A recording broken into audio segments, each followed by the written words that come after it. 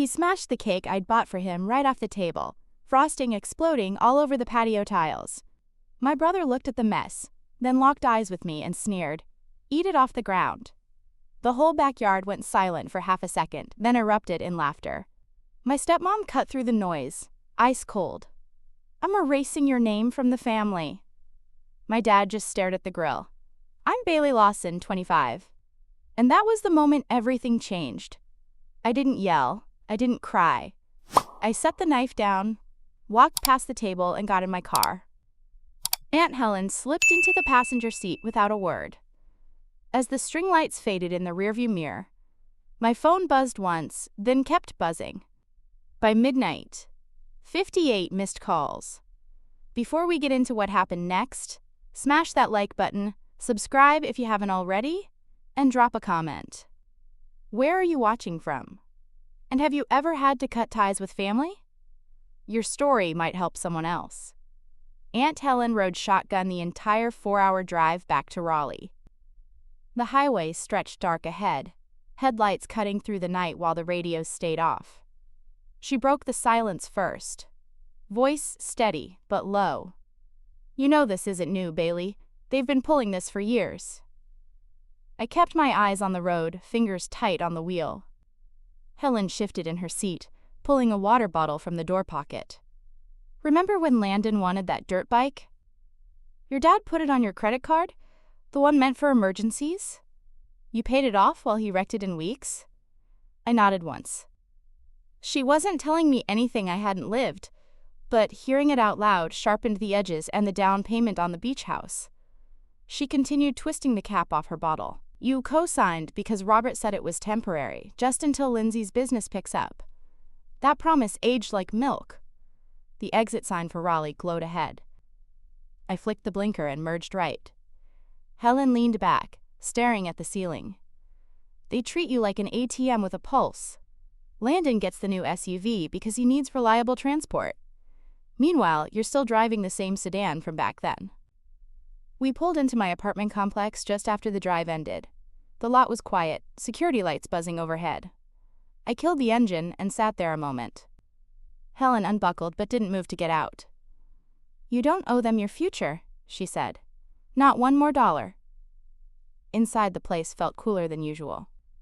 I dropped my keys on the counter, kicked off my shoes, and headed straight for the office nook. Helen followed, flipping on the lamp. My laptop woke with a soft chime. I opened the folder labeled Family Finances, a spreadsheet I'd updated religiously every month. The numbers stared back cold and clear. First tab, mortgage payments. The beach house in Virginia Beach, 4 bedrooms. Ocean view, the one they called the family retreat. I'd co-signed because Dad promised it would build my credit. Monthly payment $2, $400. My share $800 wired automatically on the first. Over the years, that piled up, but I'd overpaid during tax season, covering shortfalls when Lindsay's boutique had a slow quarter. Grand total extra, $21,000. Second tab, auto loan. Landon's SUV, black, fully loaded, the one he demanded after totaling his last car. Dad asked me to co-sign just to get him approved. Interest rate locked at 4.9%, monthly $512. My name on the title meant the bank came to me first if payments lagged. They had multiple times. I'd covered the gaps, $1, $200, then $1, $500, plus insurance top-ups when Landon added performance mods. I scrolled to the summary cell. Total out of pocket, $30,000 exactly, not including the credit card charges for Landon's emergency textbooks or Lindsay's business retreat in Asheville. Helen stood behind me, reading over my shoulder. "That's a down payment on your own condo," she said quietly, "or seed money for the event planning firm you keep talking about." I closed the laptop. The room felt heavier now, the air thick with receipts and regrets. Helen placed a hand on my arm. "They'll call tomorrow. They always do when the money stops. But tonight you decide if you keep funding their life or start building yours." She grabbed her overnight bag from the couch where she'd left it earlier. "I'm crashing in the guest room. We'll handle the paperwork in the morning." The hallway light clicked off behind her, leaving me alone with the glow of the screensaver. I reopened the file, stared at the final number one more time, and let it sink in. $30,000. Years of payments. One family that never saw me as more than a safety net. The cursor blinked in the corner, waiting. We sat at my kitchen island past 1 a.m., laptops open. The coffee Helen poured steamed between us, cutting the chill from the air conditioning. She slid her chair closer, the screen reflecting in her glasses. Send the bank a message tonight, she urged.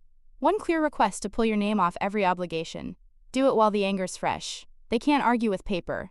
I pulled up my email client, fingers hovering over the keys. The inbox showed unread promotions and work threads, but I started a new draft to the loan servicing address I'd memorized from statements. Subject line: request to remove cosigner from accounts. Helen watched without interrupting. Body began simple. To whom it may concern, I am writing to formally request removal of my name as cosigner on the following accounts, effective tomorrow. I listed the mortgage reference number first, the one tied to the beach house, then the auto loan ID for Landon's SUV. No explanations, no pleas, just facts and account details copied from the spreadsheet, still glowing on my second monitor. Helen nodded. Approval. Add a line about misrepresentation, she suggested. You agreed under the understanding these were short-term bridges. The terms changed without your consent. I typed it in, wording crisp. Initial agreement specified temporary support. Continued reliance constitutes material change, requiring my release. Attachment section. I scanned my driver's license, the original cosign documents, and a utility bill for proof of address. Everything the bank might demand to process fast. Helen leaned in again. See, your personal banker if you have one. Lights a fire. I added Mr. Kane's email from a business card tucked in my wallet. The message looked professional, detached, unbreakable. I read it aloud once, voice flat. Helen gave a thumbs up. That's the sound of chains breaking. My cursor moved to send. One click and the asterisk, whoosh, confirmed delivery. The screen flashed. Message sent. Helen closed her laptop with a snap. You're free now. She stood, stretching her back against the counter edge. They'll wake up to an empty safety net. Let them figure out the fall. I stared at the confirmation page. The sent folder timestamp locking the moment. The weight in my chest shifted, not gone, but lighter. Helen rinsed her mug in the sink, water running steady. Sleep if you can. Tomorrow the phone starts. She disappeared down the hall, guest room door clicking shut. Alone again, I refreshed the inbox out of habit. Nothing yet. The apartment hummed with fridge noise and distant traffic. I powered down both machines, screens going black. The email sat in cyberspace, irreversible, obligations severed with a subject line and a click. I left the island, flipping off the kitchen light. The hallway felt longer, shadows softer. In my room, I set an alarm for the bank's opening hour. Sleep came slow, but it came unburdened for the first time in years. My phone screen lit up like a fire alarm before sunrise. Notifications stacked in a frenzy. 58 missed calls, all from Virginia Beach numbers. I swiped open the log, thumb scrolling through the chaos. Lindsay dominated the list, her name repeating in clusters of 5 or 6 attempts. Landon sprinkled in between, his contact photo a smug grin from last Christmas. Robert's calls came singly, spaced like afterthoughts. Voicemail icon pulsed red. I tapped play on the first from Lindsay, volume low. Her voice exploded through the speaker, shrill and accusing. You think you can just vanish and ruin everything? That house is our home. Fix this now. The message cut at 30 seconds. Auto hang up. Next one picked up mid-rant. Selfish brat, always playing victim. Landon needs that car for work. I skipped to Landon's. Static crackled, then his bark. You're dead to me if you touch my ride. I'll make sure everyone knows what a backstabber you are. Another pickup. Coward Roberts were different. Soft, almost whispered. Bailey, honey, let's talk this out. No need for extremes. Then pleading. Your brother's upset. Call me back. The barrage painted a clear picture. Panic mode engaged. I muted the ringer, set the device face down, and headed for the shower. Hot water rinsed away the fog of broken sleep. By the time I dressed, slacks blouse, minimal makeup, the sun edged over the skyline. A text pinged from my friend Skylar. Saw the call log screenshot you sent last night. Block the whole crew. You don't owe explanations. I replied with a thumbs up emoji, then opened settings. One by one, I added Lindsay, Landon, and Robert to the blocked list. The phone went silent. A digital exhale. Breakfast was coffee and a protein bar grabbed on the way out. Traffic into downtown Raleigh moved steady. Radio news droning about local events. I parked in the garage across from the bank branch. Badge ready for the lobby door. Inside, air conditioning blasted cool. Tellers greeting early customers. Mr. Kane spotted me from his glass office and waved me over. He stood to shake hands. Suit crisp. Bailey, good to see you. That email landed in my inbox. First thing, urgent flag caught my eye. We sat at his desk, monitors displaying account dashboards. He pulled up the mortgage file. Beach property in Virginia Beach. Your cosigner with Robert Harper. Balance outstanding. Significant. I nodded. I requested removal effective immediately. Misrepresentation on the original terms. He clicked through documents, scanning the cosign agreement. Temporary support clause. Yes, here. Bank policy allows release if primary borrower can qualify solo or refinance. Next screen. Auto loan. SUV titled to Landon Harper, you as guarantor. Similar story. Payments current, but gaps covered by you. Mr. Kane adjusted his tie. We'll need Robert and Landon to sign refinance docs or provide alternate security. Until then, your liability pauses pending review. He printed forms, highlighting signature lines. Take these to them if you want speed. Otherwise, we mail certified. 30-day clock starts. I folded the papers into my bag. Mail is fine. Let the process run. Mr. Kane leaned forward. Off the record. Smart move. Protecting your credit. Co-signing family ties can drag scores down fast. We exchanged business cards again. His with a personal cell scribbled on the back. Call if they push back. Outside, the morning heat built. I slid into my car, form secure in the passenger seat. The blocked phone stayed quiet. No more vibrations, no more demands. Raleigh streets blurred past as I drove to the office, mind already shifting to client meetings. The bank visit sealed the first crack in their foundation. 3 nights later, fists hammered my apartment door at 9 p.m. The bangs echoed through the hallway, sharp and relentless. I froze in the living room, remote slipping from my hand. Through the peephole, Lindsay's face twisted in fury, hair disheveled from travel. Landon loomed beside her shoulder, slamming the wood again. Open up! Give back the car right now, he bellowed. Lindsay joined in, voice piercing. You can't steal from your own brother. That SUV is his lifeline. Another thud rattled the frame. Neighbors. Doors cracked open down the corridor, curious eyes peering out. I stepped back, heart racing but steady. Helen had driven home to her place in Durham that morning. No backup tonight. Their demands escalated. Landon kicked the baseboard. I flew all the way here. Think you can hide? Lindsay pounded with both palms. Police will hear about this theft. The irony stung, but I grabbed my phone from the coffee table. Dialed 911, speaker on low. Raleigh PD, non-emergency. The operator answered. I whispered my address, explained uninvited guests refusing to leave. Officers en route, she confirmed.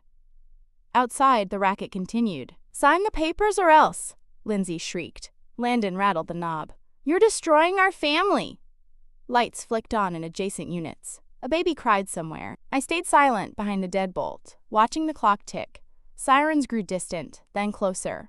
Red and blue flashes painting the walls through the blinds. 2 patrol cars pulled into the lot. Officers approached, flashlights cutting the dark. Step away from the door when commanded. Lindsay spun, arms flailing. She's holding property that belongs to my son. The cop held up a hand. Ma'am, lower your voice. This is a private residence, Landon protested. We just need her signature. The second officer checked IDs. Radio dispatch. Trespass warning issued. Leave the premises or face arrest. Lindsay's face reddened. This is harassment, but the officer stood firm, guiding them toward the elevator. Vacant now. Footsteps retreated, muffled arguments fading. A knock followed, gentle. Raleigh PD, ma'am, all clear. I opened to the lead officer, badge gleaming. He handed an incident card. They're banned from the property. Call if they return. I thanked him, locked up triple. The complex settled back to quiet. I texted the leasing office about the disturbance, attached the card number. Adrenaline ebbed, leaving exhaustion. Couch cushions welcomed me as I replayed the scene. Flying in from Virginia Beach, desperation on full display. The bank forms sat unsigned in their luggage, now useless without my cooperation. I brewed chamomile, steam rising calm. The door stood solid, a barrier they couldn't breach. Helen's earlier words echoed.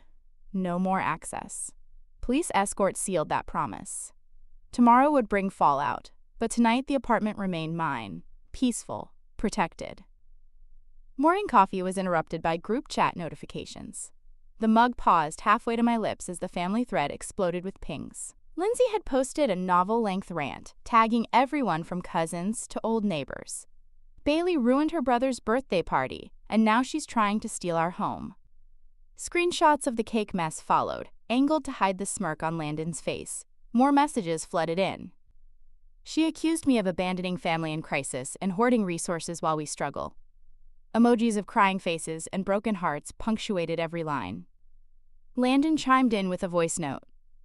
She's jealous of my success. Always has been. Relatives liked, replied with shocked faces, some adding prayers for healing. I set the cup down, steam curling untouched. The smear campaign unfolded in real time, painting me as the villain who crashed a celebration and evicted them. No mention of co-signed debts or years of payments, just selective outrage.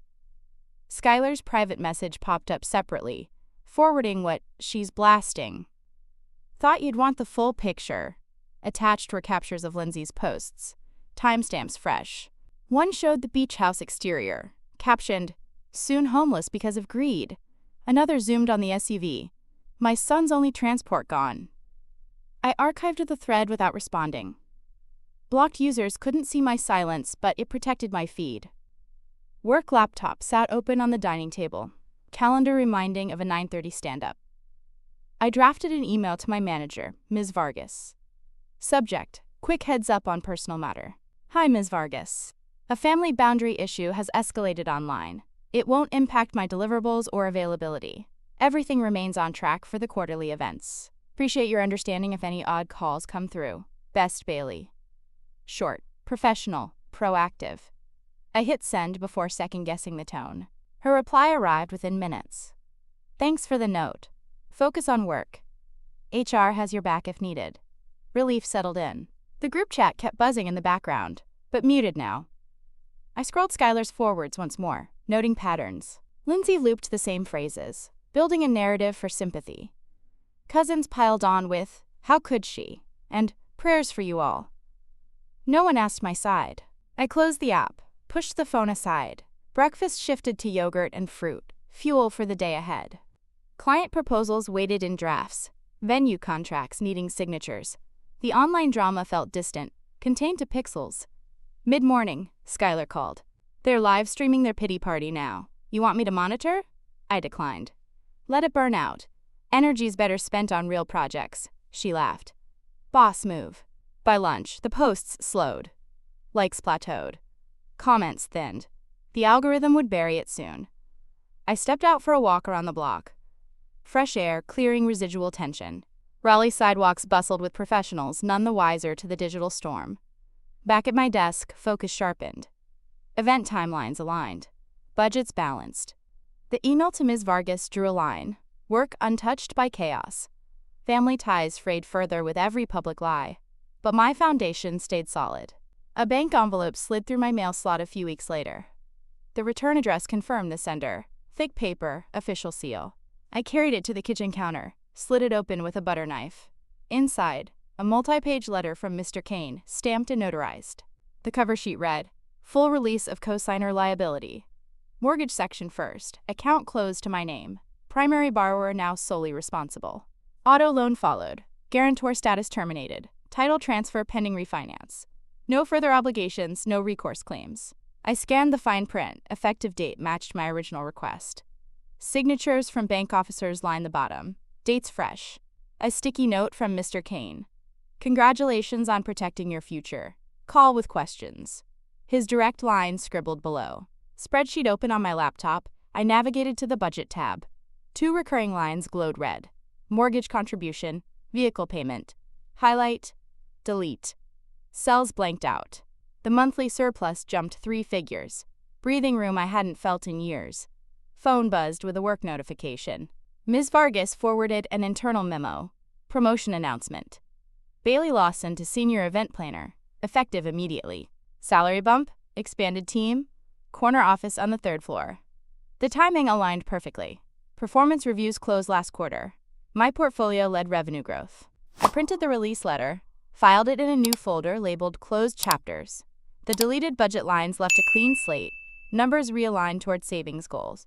Emergency fund target hit sooner. Travel fund seeded. Colleagues flooded Slack with congrats emojis. Skylar sent a gift of champagne popping. Told you karma works fast. I replied with a simple thanks, focus shifting to upcoming galas. Mr. Kane's note prompted a quick call. Documents look solid? Anything else required? He confirmed no. Primary parties notified. They'll need to qualify independently now. The line went quiet a beat. Smart decision. Hanging up, I archived old statements, shredded outdated receipts. Digital cleanup mirrored the physical accounts. UNL alerts silenced. The promotion email detailed new responsibilities, larger venues, celebrity clients, international scouting trips. Evening brought takeout and a quiet toast with sparkling water. The apartment felt lighter, walls echoing possibility. Deleted expenses funded the first contribution to a retirement match I'd skipped before. Team meeting the next day introduced my title officially. Handshakes, business cards updated. Projects stacked higher but manageable with the raise. The release letter stayed tucked in my briefcase. A silent victory. Budget apps synced across devices, graphs trending upward. No more shortfalls, no surprise gaps. The promotion sealed professional assent. The discharge freed personal finance. 2 wins, 1 envelope. 1 year after Landon's backyard birthday, an unknown text pinged. The screen lit during a client dinner in Charlotte. Number unlisted, area code Virginia Beach. Message simple, I'm sorry for everything. Sender Landon. I excused myself from the table, stepped onto the hotel balcony. Public records had trickled updates over months. The beach house entered foreclosure proceedings after missed payments stacked. Auction notice posted online, bids low. SUV repossessed from a strip mall lot by a towing company. Photos showed it hooked and gone. Lindsay filed divorce papers citing financial ruin. Document sealed but leaked through mutual contacts. Robert moved to a 1-bedroom rental. Landon couch surfed with college buddies. The empire built on my credit crumbled without the foundation. The apology hung there. No follow-up questions or pleas. I stared at the words. Thumb hovering. No anger surged. No satisfaction either. Just closure. Delete thread, block number. The screen dimmed to black. Back inside, conversation flowed about venue contracts. My role as senior event planner expanded, overseeing multi-million-dollar budgets, negotiating with vendors nationwide. Savings grew quarterly. Travel rewards redeemed for solo trips. Skylar joined one to Asheville, toasting independence. The text marked an endpoint, not a bridge. Boundaries drawn that night in the kitchen held firm. They weren't barriers to punish, but gateways to peace. Family redefined by choice, not obligation. Looking back, the cake smash sparked liberation. Every deleted line item, every ignored call, every police report built resilience. Viewers facing similar ties might hesitate, fear, guilt, or backlash. But enforcing limits protects sanity, finances, and future. One decision shifted trajectory from co-signer to senior leader, from enabler to empowered. The apology arrived too late to matter. Proof consequences teach what words cannot. Boundaries aren't walls. They're doors to the life you deserve. Open yours without apology. He slammed the cake I had bought for him right off of the table, and the frosting just exploded, splattering all over the patio tiles. My brother just looked at the mess that he had made. Then he locked his eyes onto mine, and he gave me a sneering look and said, "Eat it off the ground." The whole backyard went completely silent for maybe half a second, and then it just erupted with people laughing. My stepmom sliced right through all the noise, and her voice was ice cold as she said, "I'm taking your name right off the family list." My dad just kept on staring at the grill. My name is Bailey Lawson, and I am 25 years old. And that was absolutely the exact moment that everything took a dramatic turn. I didn't start yelling. I didn't start crying either. I carefully set the knife down on the table, walked right past the table, and then I just got right into my car. Aunt Helen just slid right into the passenger seat without even saying a single word. As the string lights slowly began to fade away in the rearview mirror, my phone buzzed just one time and then it just kept on buzzing. By the time midnight rolled around, I had missed 58 calls. Before we even get into what actually happened next, make sure that you smash that like button and subscribe if you haven't already. And drop me a comment letting me know where you are watching from today. And have you ever had to actually cut ties with any family members? Your own personal story might just really help someone else out who is going through something similar. Aunt Helen just rode shotgun the whole entire 4-hour drive, all the way back to Raleigh. The highway just stretched on ahead into the darkness, and the headlights were slicing right through the night while the radio just stayed off. She broke the silence first, and her voice was steady but also really low. You know that this isn't actually new, Bailey. They've been pulling these kinds of stunts for years. I just kept my eyes fixed right on the road, and my fingers were gripped super tightly around the steering wheel. Helen shifted a little bit in her seat, and then she pulled out a water bottle from the door pocket. Do you remember when Landon was just dying to have that dirt bike? Your dad actually put it right on your credit card, and it was the one that was specifically for emergencies only. You ended up paying it all off while he completely wrecked it in just a matter of weeks? I nodded my head just one time. She wasn't actually telling me anything that I hadn't already lived through, but hearing all of it out loud really sharpened up all of the edges, and also the down payment that I made on the beach house. She continued twisting the cap right off of her water bottle. You ended up co-signing because Robert said that it would just be temporary, just until Lindsay's business actually picked up and made money. Well, that promise ended up aging just like milk does.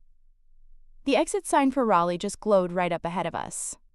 I flicked on the blinker and then just merged over to the right lane. Helen leaned way back in her seat, staring right up at the ceiling. They just treat you like an ATM that happens to have a pulse.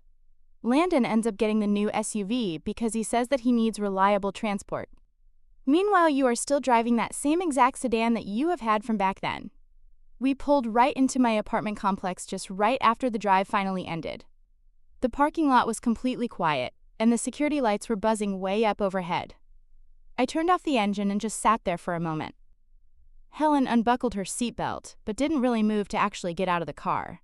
You really don't owe them your future, she stated. Not even one more dollar. Inside, the place felt even cooler than it usually did. I dropped my keys right on the counter, kicked off my shoes right there, and headed straight over to the office nook. Helen just followed right behind me, flipping on the lamp. My laptop then woke up with a really soft chime. I opened up the folder that was labeled Family Finances, which was a spreadsheet that I had religiously updated every single month. The numbers just stared right back at me, cold and clear. The first tab was mortgage payments. The beach house in Virginia Beach, 4 bedrooms, ocean view, which was the one that they all called the family retreat. I ended up co-signing on it because Dad promised me that it would build up my credit score. The monthly payment was $2, $400. My share was $800, which was wired automatically on the first day of every single month. Over all of those long years, that just piled right up and added to the total cost of everything. But I had also overpaid a lot during tax season, and I was covering all the shortfalls when Lindsay's boutique ended up having a really slow quarter. The grand total extra was $21,000. The second tab was the auto loan. Landon's SUV was black, fully loaded with all the extras, and it was the one that he had demanded after he completely totaled his last car. Dad even asked me to co-sign just to get him approved for the loan. The interest rate was locked at 4.9%, which was $512 every single month. My name was listed on the title, which just meant that the bank ended up coming to me first if the payments were ever lagging. They had contacted me multiple times. I ended up covering all of the gaps, which was $1, $200, and then $1, $500, plus all of the insurance top-ups when Landon decided to add performance modifications. I then scrolled down to the summary cell. The total out-of-pocket cost was exactly $30,000, and that wasn't even including the credit card charges for Landon's emergency textbooks or even Lindsay's business retreat down in Asheville. Helen was standing right behind me, reading everything over my shoulder. That could be the down payment on your own condo, she said quietly. Or it could even be the seed money for the event planning firm that you keep on talking about. I ended up closing the laptop. The whole room just felt heavier now, and the air was thick with both receipts and just regrets. Helen gently placed one of her hands on my arm. They are going to call you tomorrow. They always end up doing that when the money just stops flowing. But tonight, you get to decide if you are going to keep on funding their lives, or if you are going to actually start building your own. She then grabbed her overnight bag right from the couch, where she had left it just a little earlier. I am going to crash right in the guest room. We will handle all of that paperwork in the morning. The hallway light just clicked off right behind her, which left me all alone with the soft glow from the screensaver. I ended up reopening the file, and I stared at that final number just one more time, and I just really let it sink in. $30,000. Years and years of payments, and one family that just never saw me as more than just a safety net for them. The cursor just blinked way down in the corner, and it was just waiting. We ended up sitting there at my kitchen island way past 1 a.m., and we both had our laptops open. The coffee that Helen had poured was steaming right between us, and it was really cutting through the chill from the air conditioning. She slid her chair closer to me, and I could see the screen reflecting in her glasses. Send the bank a message tonight, she really urged me. One clear request to take your name right off of every single obligation. Do it while you are still angry. They can't argue with you when they see it written down in paper. I pulled right up my email client, and my fingers were just hovering over the keys. The inbox showed me a lot of unread promotions and also some work threads, but I went ahead and started a completely brand new draft and sent it to the loan servicing address that I had memorized from all of the statements. The subject line was, "Request to remove cosigner from accounts." Helen was watching me without really interrupting me at all. The body began simply, "To whom it may concern, I am writing to formally request the removal of my name as a cosigner on the following accounts, and it should take effect tomorrow." It then listed the mortgage reference number first, which was the one that was tied to the beach house, and then the auto loan ID number for Landon's SUV. There were no explanations and there were no pleas, just the simple facts and all of the account details that I had copied right out of the spreadsheet that was still glowing right on my second monitor. Helen just nodded her head with approval. "Add in a line about misrepresentation," she suggested. "You had agreed to this under the full understanding that these were only supposed to be short-term bridges. The actual terms have now changed, without your own consent." I typed all of that right in, and the wording was super crisp. The initial agreement had specified temporary support. The continued reliance on my support constitutes a material change that now requires my release. Under the attachment section, I ended up scanning my driver's license, the original cosign documents, and also a utility bill that showed proof of my actual address. It was everything that the bank would potentially demand in order to process the removal quickly. Helen then leaned in again. "Siki, your personal banker if you actually have one. It will really light a fire under their butts." I added Mr. Kane's email right from a business card that I had tucked away in my wallet. The entire message looked very professional, detached, and unbreakable. I read it aloud just one time, and my voice was completely flat. Helen then gave me a thumbs up. "That is definitely the sound of all of those chains breaking." My cursor then moved right over to send. One click, and the whoosh sound confirmed that it had been delivered. The screen then flashed. Message sent. Helen closed her laptop with a very quick snap. "You are finally free now." She stood right up, stretching out her back against the very edge of the counter.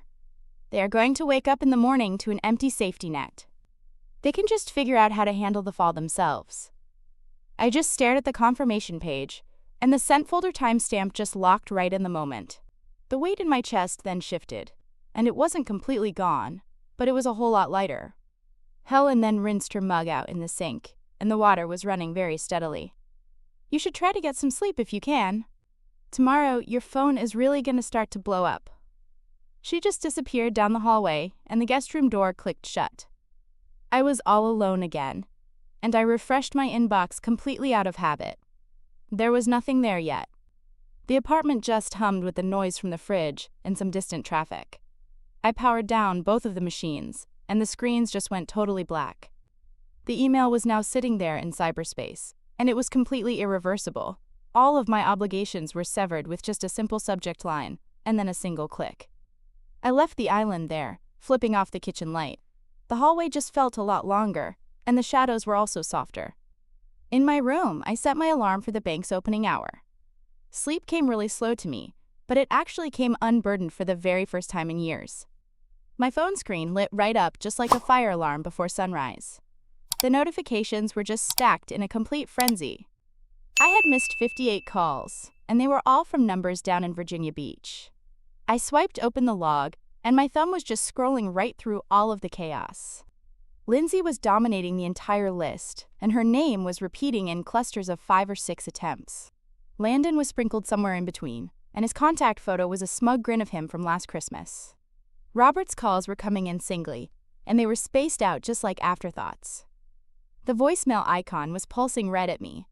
I tapped play on the very first one from Lindsay, and I made sure to keep the volume very low. Her voice then exploded right through the speaker, and it was shrill and very accusing. "You actually think that you can just vanish and completely ruin everything for us? That house is our home. You need to fix all of this right now." The actual message ended at 30 seconds. Auto hang up. The next one picked right up in the middle of her rant. "You selfish brat, you are always playing the victim. Landon actually needs that car in order to go to work."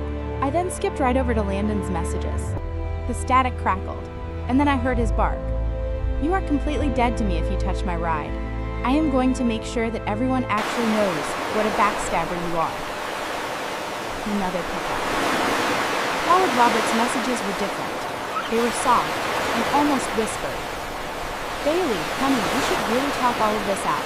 There is no need for any excuses." Then he started pleading with me. "Your brother is super upset. Please call me back." The entire barrage really painted a very clear picture for me. They were all in complete panic mode. I then muted the ringer, and I set the device face down, and then I just headed right for the shower. The hot water just rinsed away all of the fog of a broken sleep. By the time I had gotten dressed, which was a slacks blouse and very minimal makeup, the sun had just edged right over the entire skyline. A text then pinged right from my friend Skylar. "I saw the call log screenshot that you had sent last night. Just block the entire crew. You do not owe them any explanations at all." I just replied back with a thumbs up emoji, and then I opened the settings app. One by one, I added Lindsay, Landon, and also Robert to my blocked list. The phone went completely silent, and it was like a digital exhale. Breakfast ended up being coffee and a protein bar that I grabbed right on my way out. The traffic into downtown Raleigh was moving very steadily, and the radio news was droning on about some local events. I parked my car in the garage right across the street from the bank branch, and I had my badge completely ready for the lobby door. Inside, the air conditioning was blasting really cool air, and the tellers were greeting all of the early customers. Mr. Kane just spotted me right from his glass office, and he waved me right over. He stood up and shook my hand, and his suit was very crisp. "Bailey, it is good to see you." That email landed right in my inbox this morning. The first thing that I saw was the urgent flag that really caught my eye. We sat down at his desk, and the monitors were showing all of the account dashboards. He pulled up the mortgage file. "The beach property down in Virginia Beach. You are the co-signer, right, with Robert Harper. The balance that is outstanding is significant." I nodded my head. I requested that my name be removed, and that it be effective immediately. There was misrepresentation right on the original terms. He clicked through all of the documents, scanning right over the entire co-sign agreement. The temporary support clause. Yes, it is right here. The bank policy allows for a release if the primary borrower can qualify all alone or if they refinance. The next screen that he looked at was the quote, auto loan, SUV that is titled to Landon Harper, and you are listed as the guarantor. It is basically the same kind of story. The payments are current, but there have